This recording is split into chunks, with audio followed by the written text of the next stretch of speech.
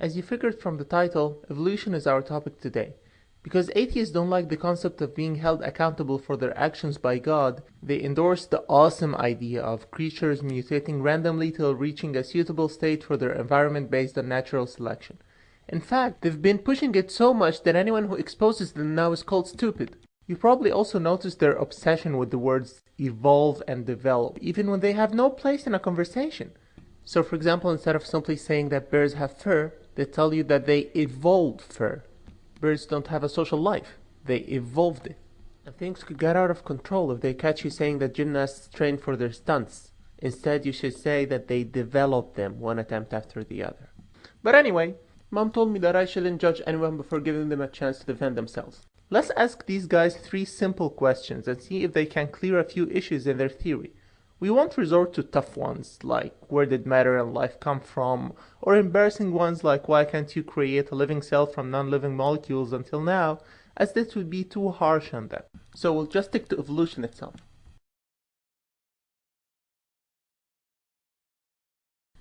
The natural order of the food chain has to begin with plants, since they obtain their food from the sun without the need to raven others.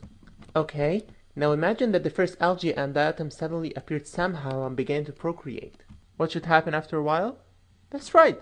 Oxygen should gradually fill the atmosphere so much that it kills all these plants.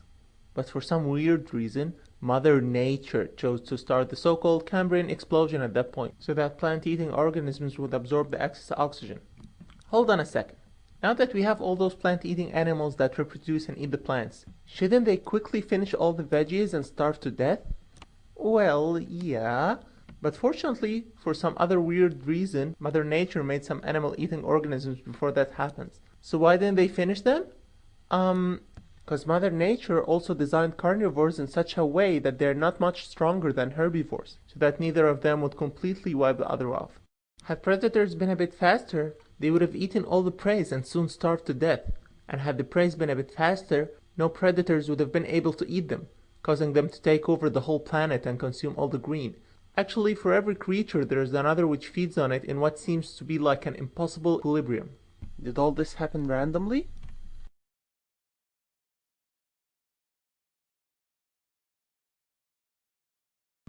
Let's ignore what I just said for now and assume it was just an accident, okay?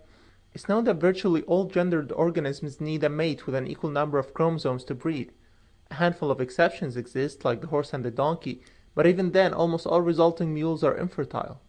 Now think of the very first 46 chromosomed creature which evolved. Let's assume it was a male, okay? Actually, I think he would have looked a bit creepy, more like this.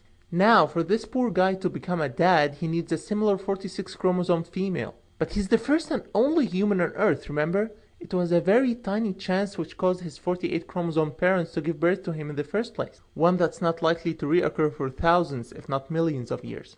By then, if he hadn't died of old age, he would have died of loneliness and depression. That problem isn't confined to the first 46 chromosomed creature, of course. The same applies to the first 48 chromosomed creature, the first 6 chromosomed creature, and even extends to some plants. It's not enough for one nearly impossible coincidence to bring them to life, but a similar coincidence is needed for each and every one of them to bring them a mate at the same time and place. Otherwise, they'd very soon perish.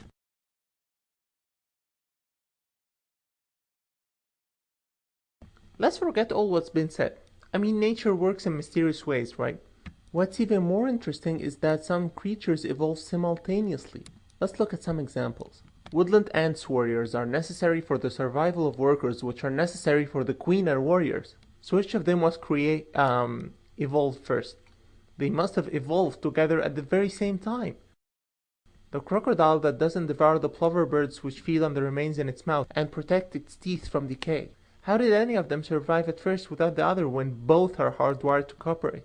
Isn't it also weird that the red-mouthed grouper fish protects the glassfish from predators in exchange for the exclusive rights to feed on them? Hence the glassfish doesn't try to escape them. They must have came into existence together unless we assume that the newly evolved granddaddy of red-mouths at the time negotiated the deal with the already existing glasses, of course. Coming up with proofs for evolution is actually quite easy. First, you find a fossil of an extant species. Next, you find a non-extant species which resembles it. And so you announce discovering the missing link. Just don't forget to draw a tree with some funny Latin labels. Alternatively, you can construct a human skull with an ape's jaw and put it in the museum for fun and profit, or just fake some comparative diagrams if you're lazy.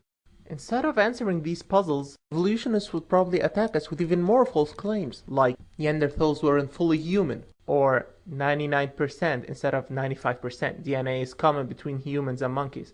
However, they always forget to say that we also share 60% of our DNA with chicken and that 75% of our genes has matches in worms. Yet you don't look like a worm, do you?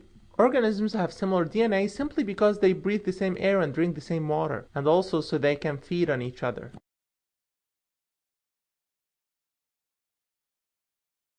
Want empirical evidence? Countless generations of fruit flies have been subjected to radiation for decades in the very unethical Edward Lewis experiment.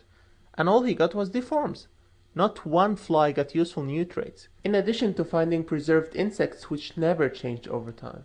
Let me ask you, is it possible for bees to evolve the method of cooking invading hornets with their collective body heat? Is it possible for spiders to evolve a way to flirt using reflected ultraviolet rays, and another way for making bubbles to breathe underwater? Mosquitoes developed anesthetic chemicals too, and some plants developed espionage, I guess.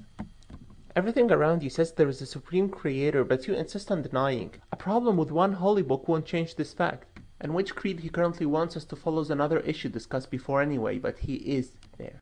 To conclude, I say it's ironic that evolutionists accuse others of following blind faith when they themselves have no evidence for their beliefs and continue to ignore counter-evidences against their theory too. We can safely claim Darwinism to be just another religion out there, except that it's too easy to refute and has no divine revelation to back it up. Anyway, until you have some good answers, we'll be waiting.